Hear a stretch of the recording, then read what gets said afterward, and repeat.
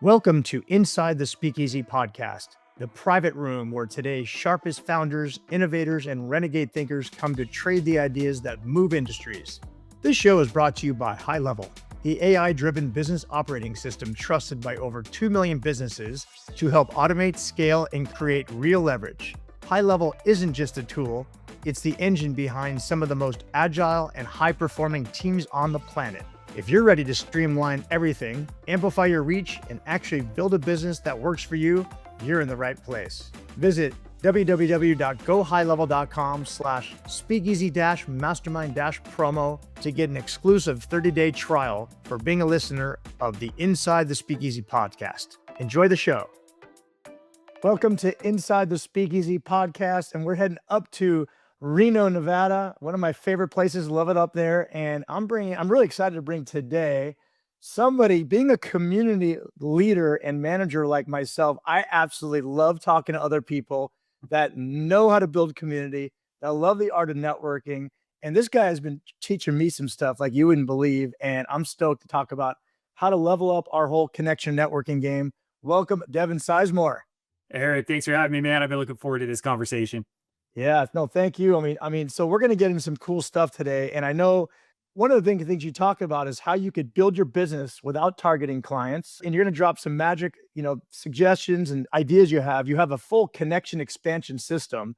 And I love this because, this is true to my heart. So many of us want to just go into the world of, hey, how do we go do paid media? How do we go do all the other things? And you're probably sitting there saying, oh my God, these people are missing opportunities that's right in front of their faces. Is that a feeling you get all the time? 100%, man. I did a webinar yesterday and I have a whole slide that says, let's eliminate the noise. Like, let's stop chasing the next funnel, paid ad, this, that, and all those things work in the right environment. And let's just get back to meeting people, building relationships, and generating opportunity. So let's dig in. You talk about, tell me your formula. Tell me what's the main things you teach? And, I love everybody to walk away with, a couple ideas of, man, I got to start doing this. Yeah, 100%, man. So the first thing I teach people is to shift their ask. And so what I mean by shift your ask is, if I ask you, Eric, who do you want to connect with? Typically your default is some version of your ideal client profile, right? I want to meet this kind of person. In yours, you would give us qualifiers, right? They own this kind of business, they're B2B, they have this income because that's a good member for Speakeasy. Great. What happens is you're educating me on who to refer you. Great. But when you're like, hey, Devin, I really want you to open doors for me, sometimes that's where the conversation ends. And usually it equals people that tell me one of these things. I'm meeting a lot of people and getting no results, or I'm making a lot of connections, but not receiving connections back. In both of those situations, if we shift the ask, it's much easier for people to connect you. So what do I mean by shift the ask? What I mean is we have to shift to who has access to your clients. So we go from one-to-one to one-to-many. So the easy low-hanging fruit is who's your best referral partner. But beyond that, we can look at where does your client spend money? Where does your client gather? Where do they seek education? Who has influence over your client? Who do they trust? So that's deep, long-term established relationships, typically advisors, CPAs, attorneys, other coaches. And then who's a general connector that has access to everyone? All 6 of those buckets that have access to your clients have no friction if you ask for it. Hey, I want to meet mastermind hosts because we can collaborate and create content together. It's beneficial for me. It's beneficial for them. That's easy. Everyone's like, oh, cool, Devin, I'll connect you for that. Again, there's no friction because I'm not trying to tee someone up to you right this second to sell them something and hope that they have the budget, the right mentality, the right time. This is how we start to unlock, and so that we can win every meeting instead of our only win in a meeting is, did I get a qualified prospect or a direct referral? And that's it. That's such a limited conversation. Interesting. So to reiterate, and I love what you're saying, and it's so obvious. You say it in my mind, and is not the direct. Don't necessarily go to the direct. Go to the person who has influenced, like you said, the community leader in the case versus the actual person, because the community leader then will be able to make that introduction. It's actually a better introduction when it comes from the community leader, as I found, or these other people that are connecting. So it's one extra step to get way more volume. It would be, I guess, way to say that, right? 100%. Yeah. You go from one-to-one, which is I get one chance to close this one person, to I get this chance to build this relationship that opens doors.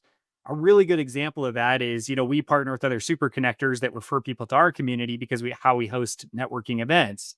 Some of those super connectors have integrated my meetings in their group calendars. Some of those super connectors have referred 100 plus people to our group.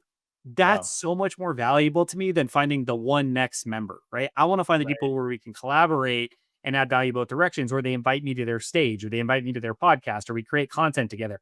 All of those are other benefits from meeting people that are often left on the table. Well, let's go deeper in that example because for twofold, I think it's really cool what you're doing, and I love for people listening to this podcast to understand it. But I think if we can get that, understand what you're doing, and you said, "All right, here's my approach to building that using the method you're talking about." You kind of just mentioned it, but let's use your example here. So talk more about that.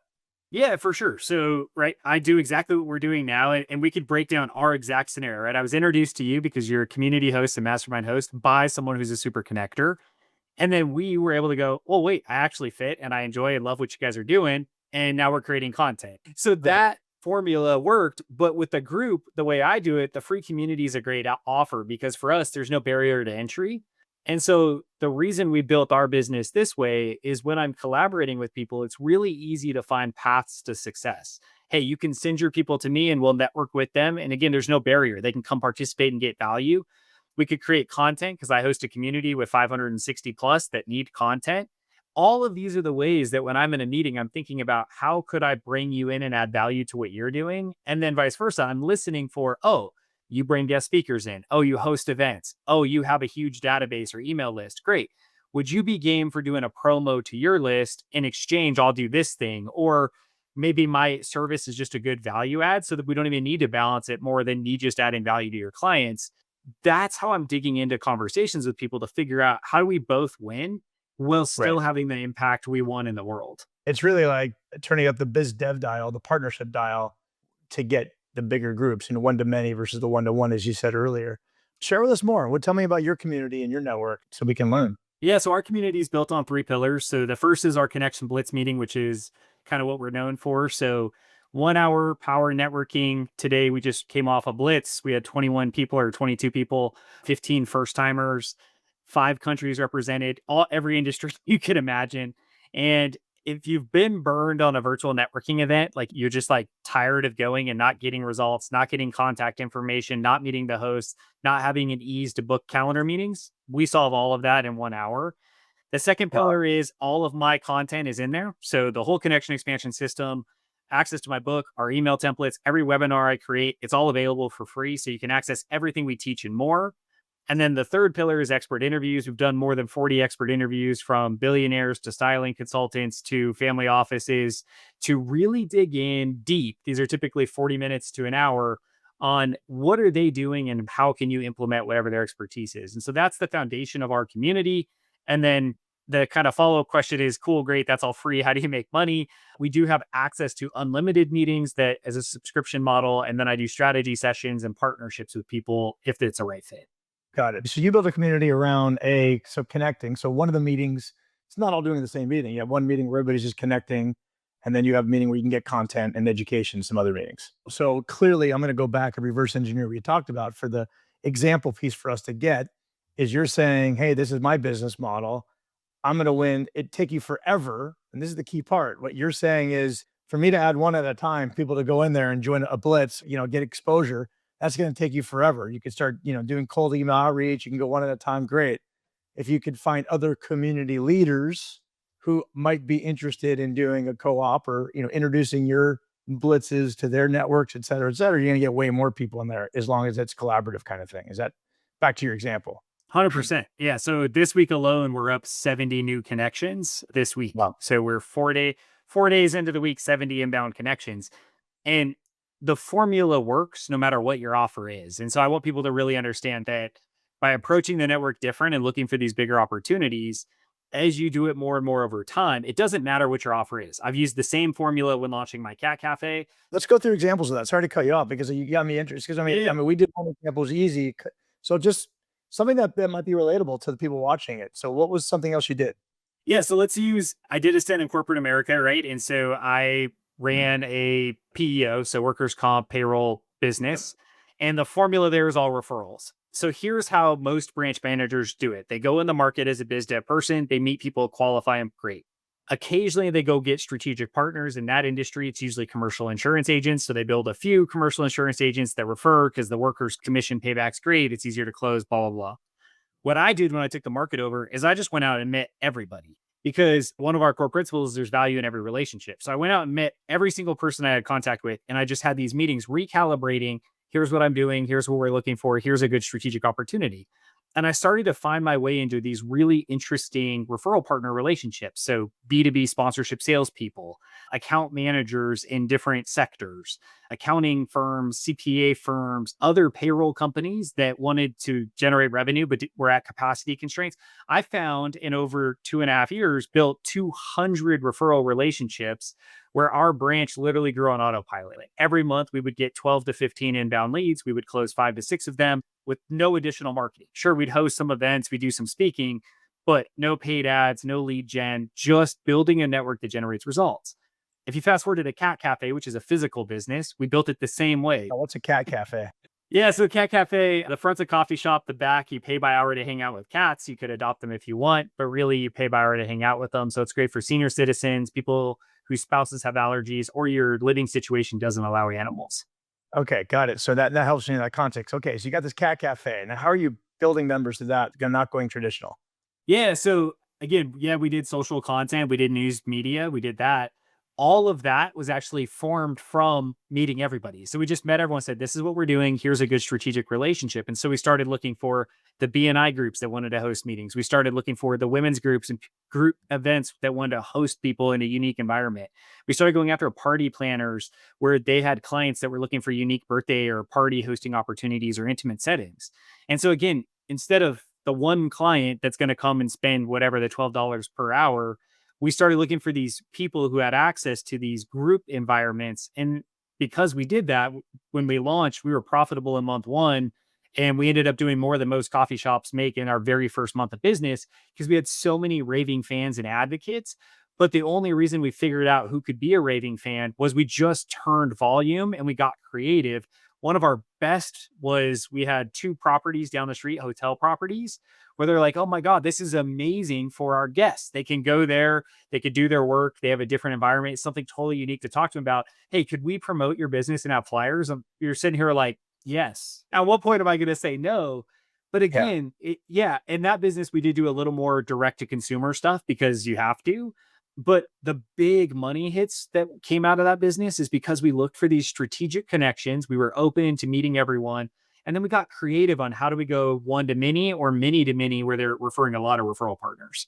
Yep. Yep. No, I love it. At the end of the day, to me, the seems like, I mean, a lot of what your connection expansion system is, spend that time. I'm just reiterating what you're saying here because I love it. And I tend to do this, as well, because I think I'm naturally a biz dev guy, community biz dev guy. So you and I are probably, molded very similarly, is find those partners. And I'll add to that who, you're not competing and you're almost providing them an additional, call it service or add-on, which makes them better in the eyes of their customers because they're able to add their customers, answer the needs of their own customers. Like, hey, they're doing this thing, but they don't have this item, but they're going to bring in their friend here, Devin's company, to fulfill that need that their customers have. You're filling a void, you're making them look good as you're able to provide a good service ultimately. So they go back to their partner and say, hey, thank you for referring me to Devin. He's got great stuff. And the thing I would tell you too, at the core, what we teach is make 3 connections for everyone you meet. And so that scares a lot of people because they're like, well, how do I make 3 connections for this person I just met?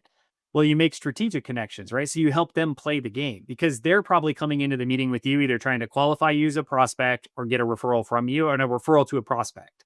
So I take both those off the table pretty quick, unless I need your thing. Great. Nice to meet you. Yes, let me buy your product or get engaged. But otherwise, I tell people like, let me introduce you to these 3 or 4 people that have access to the same clients you're chasing, and you guys can form strategic conversations.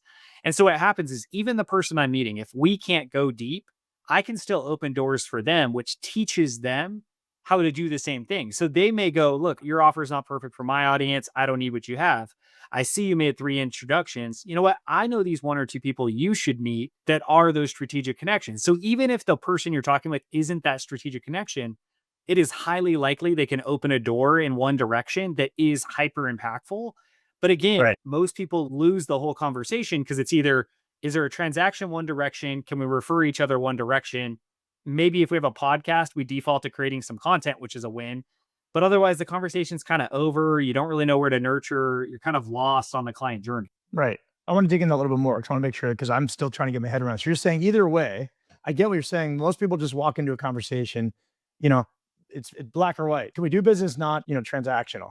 So you're saying in the case that we don't find an immediate way we could play together, or maybe it's just a timing thing or a money thing or whatever, you'll take that conversation and do what? Walk me through that again. You'll say, hey, look, not me now, but I can introduce you to two, three others that could work with you. Yeah, I'll give you a real live root today example, right? I met this guy, Justin, a few weeks ago. We had a phenomenal first meeting. I can refer Justin at some point, but his service offering is so specific. And Okay. so, how do I add value to Justin? Because I don't need what he offers. I'm very set with the service provider, but I love his offering. Yeah, I Okay. can't tee him up to anyone right now. What I can do is I open doors. Plays in the ultra high net worth space. I open doors to a few other people that play in that space. And Justin's like, dang, those are amazing connections because they are serving my client in different ways. Now, from our meeting, right? So in that example, you're introducing them through your game, you're teaching, was you introduce them to strategic partners because you don't know actual people that could use the services, but the partners you're introducing them might. Is that right? 100%. Yeah. And Okay. I do have people, but it's such a right time introduction that I'm like, look, I'll listen. And when my family office clients go, hey, Devin, I need this, great. I got someone. But, I can't just tee him up to a family office and he takes a meeting. And those are more valuable introductions anyway, at the end of the day, if he's based on what you're teaching. Okay. So you introduce them to those partners, and then you said in return that, and then keep going. Yeah, so what happened is he's like, "Look, I'm traveling for a few weeks. I'll make some intros for you," because he had some people in mind, but you could tell he was trying to figure out the relationship. Well, 24 hours later, I delivered. I made my connections. I sent him a 3-week check-in. He replied and said, "Oh my god, those conversations have been great." Literally following the check-in email, which was today, I now have 2 introductions in my inbox, both to very high-level mastermind and community hosts that we have perfect alignment from a strategy standpoint. And again, him and we didn't transact and we didn't direct refer clients to each other. What we did is we both strategically opened doors for each other. But the only reason he knew how to play that way is I led, right? I showed up at the meeting going, Justin, let me open some doors for you strategically. And then when he goes, well, wait, what doors can I open for you? Now I can answer strategically because my ask is not just stuck on the client. And now we're both winning. I get it completely, and I'm gonna expand on what you're saying. And I think I should say, secretly behind the scenes, what people don't know listening is Devin and I are in that game. We're playing it indirectly where he's ahead of me right now, and I don't like it. Meaning he's given me some referrals, and I haven't really done poo poo yet for him. But this is actually playing out in real time. It's bothering me because that's just the way I roll that I haven't.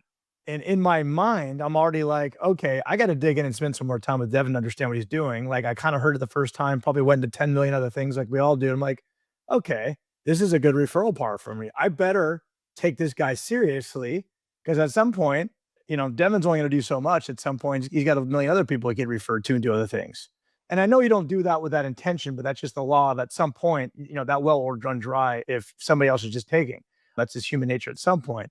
But that being said, you also understand the way the law of reciprocity and others works, or you're saying, I've learned enough to say, I'm going to go out there and do it first. You said, take the initiative, show them, make killer intros, which your name is attached to those intros. And when you've proven yourself, you are invoking the law of reciprocity. And I have a feeling there's a lot of people out there that owe you favorite cards than you owe them. So yeah, I love the pull the curtain back moment, right? And so if we pull the curtain back on why we teach what we teach and why we do what we do, it's this exact conversation, right? I want to add so much value as quick in a relationship as I can so that at some point when I need to cash in, people will respond. And cash it Yeah. in could be like right now, hey, I've got a strategy session deal going till tomorrow night. If you know anyone, refer them. Or hey, I'm looking for this specific intro. And now you're like, yeah, I got you. Let me go grab that out of my index and, give it to you. If you do that more and more, you create this huge network that is responsive, not reactive. Yeah. Because typically your network's only reacting, right, when the ask is perfect or the time is perfect. Whereas in my network, most of the time I could reach out right now, drop an email blast, and action will happen on an introduction standpoint instantly because so many people are like, oh, yeah, you know what? I do owe you, Devin. Thanks for clarifying who you need to know. I got you. Great. Yep. Great. We both win. I love it. And it's funny because we're on opposite sides. I'm usually sitting on your side and you got ahead of me on this one. So it does bother me. And I literally had this conversation last week with somebody. I'm like, It was like, God, Eric, you're always referring and helping and introducing, what can I do? I'm like, I like to be the guy that does the intros first. I want to have somebody owing me. If I ever need that favor, I can ask of it. Exactly what you said. Try to make the introductions, try to connect people where I can. And I hope people are following along as you're listening to this. Again, we tend to be transactional. And I'm just adding what you said. And I think if we go beyond that and think about these strategic intros, and I know there's a few really good players in our community and others that I know that understand this game, don't ignore it. I mean, I think it's fantastic for people to really, really understand what you're talking about. And I mean, you go from cold lead to warm, hot lead, people taking phone calls in this example because of what you're saying, which is brilliant. And I love that you're teaching this. Yeah, I mean, So you also mentioned something there I want people to understand is when you're referred to someone, they take the meeting, like 99% of the time, if it's not a transactional referral. And so that's the other part of this is we've gotten rid of like if you're struggling to book meetings, even if you're getting referrals, it's probably because it's always anchored on a sale. When I make introductions, the majority of people take the meetings. When I get introduced to people, I'm on calendars with the majority of people because it's so strategic in nature. Everyone's like, oh, there is something in it for me. Why would I not show up to this? Why would I not participate in this introduction? And the other person teed it up like they're edified. I make them look bad if I don't follow through. that's right. That was the last point you just said. I was going to nail it. Exactly. When you do this correctly, it's almost always the case because nobody wants to be the person that makes the other person look bad or screw it up or, oh, community leader Devin's making an intro. And it's funny, before in the quote green room, I was even talking to Devin earlier and saying, it's interesting because you're making referrals and they're from you. I want to take them. Last thing I want to do is ignore a poo poo referral from a guy who's giving me lots of referrals and that get back to you because then you're done giving me referrals. So I got to take that, I got to take those seriously. And Devin's giving me a lot of referrals. I'm like, I don't know if I can handle all these. He's such a great guy. So you definitely want to know him and his community and all that. But yeah, so I get it. I love what you're saying. These are the main bits. Any other little kind of like tips or secrets or things that you've taught a lot of or you notice from the average person that could be doing more of? Yeah, so I think winning every meeting is the theme I like to really pound home to people is you probably can get in meetings, right? You're probably getting something on your calendar. If you're not, there's a bunch of strategies we could talk about. But I'm going to assume that the people listening to this probably have people on their calendar. You've got to win every meeting and your team needs to win every meeting. So if you have a sales team, if you have biz dev people out there, you've got to equip them to hunt for the podcast, hunt for the event opportunities, the sponsorship opportunities, the partnership opportunities, the integrated offers, the part like direct integrated partnership, the JVs, the whatever. You've got to equip them to think about, look, how do I talk to this person in front of me differently so that one, I can add value to them, even if it's not our product or service. And two, how can I find value for our company? Again, even if it's not their product or service or mine, we've got to win every meeting. And so it really changes the way you approach these 15, 30-minute meetings you guys are doing. You've got to show up. You've got to take control of the meeting. You have to be the one asking all the questions and getting all the information so that when it's time, you can add value and make connections. You can open doors and you can put ideas on the table. And so I really want people to think through, if you go back and look at your last 20 meetings, how many of them generated results that you're happy with? And if it's not the majority or all of them, then you've got to really think through what's the script and what am I missing? Well, can we dig in deeper? You said win a meeting. How do you define winning a meeting? Yeah, so for me, it's winning a meeting. I want to be able to edify, endorse, and explain. So I want to be able to edify the person I'm meeting, meaning I know enough about them to go, yeah, Eric's a rock star. I want to be able to endorse what they do, so their product or service offering. So I need to know enough about what they do, some testimonials and case studies to be like, yeah, rock star, love it. And I need to be able to explain why I'm going to make the connections I make. Because when I approach every meeting, I use one of our core principles, control what you can control. So I want to go into the meeting and I want to ask all the questions so I can do the 3 E's. Following the meeting, I'm going to make the 3 connections and send a follow-up email. And then I'm going to nurture over time because I know that the law of reciprocity kicks in and it will generate what's needed. I'm also looking for the other wins. Can we create content? Can you add value to my network? Can I add value to your network? Are you hosting events? Are you attending and sponsoring events? Which ones? Maybe I want to go. Like, can I get a piece of information that I didn't have before we got on the meeting? So beyond just controlling and the ability to follow up and add connections, I'm looking for all of these other places and pieces that allow me to win. Great example. I'm speaking at an event in November. It came from another mastermind host. He's like, oh, I'm speaking at this event. Matter of fact, I don't know why it didn't click. You should be at that event. Great, because you introduced me to the host. Met the host on the stage. Wow. Great. Is your biz dev team missing that? Are you missing that in meetings? Because again, you're so focused on qualifying and prospecting that you're missing, oh, you forgot to hear that they're part of this other group. Well, how do you participate with that group? or you forget to hear that they're attending these events. Great. Could they introduce you to the person who hosts the event? Could you be there? Could you sponsor? Could you speak? Oh, I was just on a podcast. I do a lot of podcasting. Great, me too. Which podcast were you on? Could we swap podcasts with each other and help open door? Like, what else could you be listening for? Yeah, there's a bunch of things I want to unpeel there. Number one, you said, and I think this is part of your system. Yes, you want to, of course, walk away and see if you can get a partnership or a content or something else. But you said something before that, which is like, if nothing else, can you reiterate and understand them and their product well enough that you could refer three people? And that's your sort of your job and mission after. Oh, it's almost walking in the meeting, knowing if nothing else, you're going to refer three people to this, unless they're a total idiot and person you just don't want anything to do with. But assuming you want them kind of in your sphere at some point, then what three people can you introduce to them afterwards? You're already winning as you define it if you could just do that alone, because ultimately that'll come back. In many cases, you can't go into things assuming that it's always going to happen, but in many cases it will. Is that correct? That was one of your big definitions of winning there? Yeah, 100%. That is the minimum standard, and that's my guarantee. So if you show up to a blitz and it's your first one, I'm going to open doors for you. If we meet one-to-one, I'm going to open doors for you.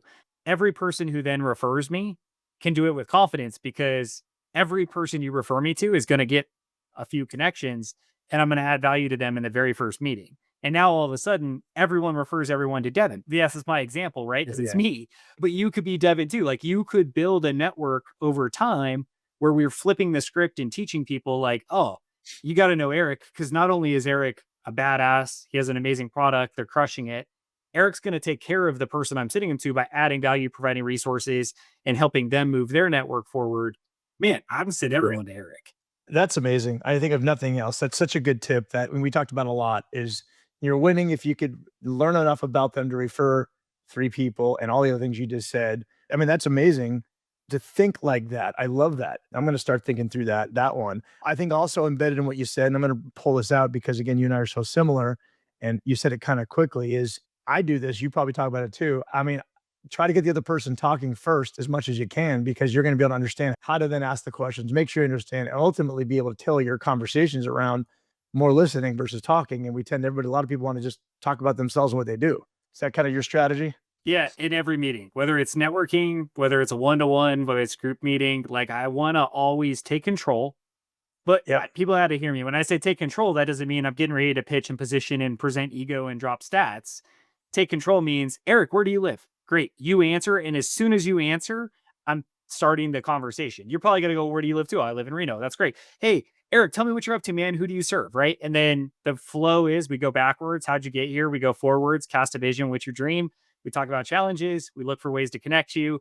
And after all that's done, then you can ask me questions. But I really will push people to go, look, I'll definitely tell you about myself. Let me ask a few more questions just to make sure I can really add value to you and make the right connections. People are like, okay. Last thing that you didn't talk about, but is one of my biggest pet peeves, and I know you're all about this, is I feel so many entrepreneurs fail because they absolutely suck ass, excuse my French, on follow through and follow up, and they're horrible at it, and most are. And it just is absolutely astonishes me the lack of systems people have. That's my personal tip. Like I tell everybody, I'm like, if you could just figure out how to fix your follow through on stuff, you're way light years ahead. Step one is, if you suck at it and you know you suck at it, then the first hire you're going to have is a VA or somebody that's going to be on every call and everything you need to do to make sure what you said in the call and what you promised you can actually do. Because if you're not good at follow through, you probably are not going to put yourself in this situation to do your system, knowing you're not even going to be able to follow through on the thing you talked about. So you want to dig in that a little bit? Can you resonate with me on that? Yeah, the short of the short is yes. Like, the whole system is built on following up, because if we know the stats, right, to get deals done, it's enough touches. To build relationships, it takes touches. And so if the whole world sucks at following up and the whole world is trying to pitch, close, and sell, then let's do it different, right? Let's be the ones that follow up. Let's be the ones that add value without counting to see who's keeping score. And then let's build a system where we're architecting in a way where we win, right? Over time, the numbers and volume all pan out. But yes, in order to do that, you have to follow up. One secret I'll tell you about follow up is people try to make follow up way too custom. So in my group, all my emails are in there, so you can go in and literally copy and paste them. We use the exact same email to book a meeting, the exact same email to follow up from a meeting, the exact same email template when introducing two parties, the exact same email to check in 3 weeks, the exact same nurture template with everyone long term. Why is that critical? It's critical because then you can automate it or you can outsource it, right? So you can either bring in your virtual assistant or you can build an automation sequence because you're not having to go, Eric, I really saw that you went to XYZ school and, blah, blah, blah. You know what? I've actually never seen an increased response rate if I customize it, personalize it, or just give you the email that I know works. The response rate's identical. So I might as well just use the template that my VA or my system can just produce, and then we're done. It's the same with intros. When I do intros, it's an intro template and an intro template in a sentence that explains why. My VA can do that. So it still feels like Devin's crushing it and opening doors, but guess what? We can automate that too. So yes, make it easy. Stop trying to customize everything. You don't need to. You need to follow up because that's where you're going to win. That's right. And it's funny because we'll say it. I know it crushes. It's not that hard, but so many people won't do it. I understand people. A lot of our zones of genius of most entrepreneurs do not lie in the world of follow-up. I get that.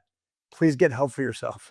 And I'm just saying, this is just what I've seen, I've witnessed. I don't mean to offend anybody out there, but mostly it's just the entrepreneur mindset. It just doesn't have that skill set as well as others might have. Well, that's fantastic. I know as we wrap, any other final thoughts at all that you could think of that maybe we didn't cover today that you wish you might have? The thing I'll tell everyone is the nurture process. This is something we do that pisses a lot of people off and a lot of people disagree. I use the same nurture email and I'm actually going to give a template right now because I want people to hear the language is checking in. How are you doing? That's the subject line. Hey, Eric, I hope you're doing well and having a great day. It's been a while since we last connected. Anything new and exciting in your world? Any new challenges? I look forward to hearing back from you. That's it. That's the check-in. We have such a high response rate to our check-in because it's sent one-to-one, even though it is automated. It's a one-to-one email and it's all about the other person because what we're trying to do is create a conversation. I want people to respond and go, this is what I'm stoked on. This is my challenge. This is what's great. And then you're like, fantastic. How can I either support what you're so stoked about or, hey, I can make a connection to solve that problem. And then typically in the response email, they're going to say, hey, Devin, what are you excited about? How are you? And then I can reply and go, I'm super excited because ACES is over 560 members. Here's a link. We just launched a bunch of Connection Blitz meetings. There's more of them. Here's a link. And I'm fired up because I'm looking more strategy sessions. None of those are selling or pitching. If they're all true statements, but I actually invited you to engage in my world 3 times in a follow-up email where I'm adding value to you. I love it. I love it. Genius. Well, cool. Well, all of Devin's stuff is going to be listed on the show notes and all that fun stuff. So I know you're probably eager to learn more about these doing, maybe get some of these notes and templates, check out all the great stuff he's doing. Devin, I know you've been in Speakeasy for a few months as a global member. We talked, maybe we'll get Reno out there one of these days and we'll get a local chapter out there. But what have you enjoyed so far about the community? Man, the people, without a doubt. And I do a lot of networking. I'm in other masterminds. I go to a lot of high-end events. The people you've attracted are all amazing. Every meeting I have that's a one-to-one meeting with someone that's in Speakeasy, they take a meeting. We have such a value-driven conversation that's not sales, and we're collaborating. Like the list of people I'm collaborating with in Speakeasy is getting longer and longer every day because the members are all crushing it and they're all creative thinkers about how do we play big. So if you're looking for a home in the B2B space, particularly with top level, absolute rock stars that are good humans, it's a no-brainer. Wow. Well, I appreciate that, especially coming from another somebody as smart as you building networks and communities. That's an honor to hear that. And I'm actually stoked that you're having all these amazing conversations and collisions, as I like to call them already. And that's really what gets me excited is hearing success stories of people. And I don't even know what's going on. And I just hear people connecting and doing business and good things. That's my win. So thank you so much for coming in today. And that was so great to chat and mostly learn more from you. Even you and I are playing in a similar game. And you already taught me a bunch of things. So I appreciate that. Thank you so much. Thanks, Eric. Appreciate it. And that's a wrap from the Speakeasy podcast. If something sparked for you, don't keep it to yourself. Share it, review it, and pass it to the one person who needs to hear this right now. Want in on the real mastermind? Tap the link in the show notes to apply. Until next time, keep scaling, stay sharp, and don't be the smartest one in the room.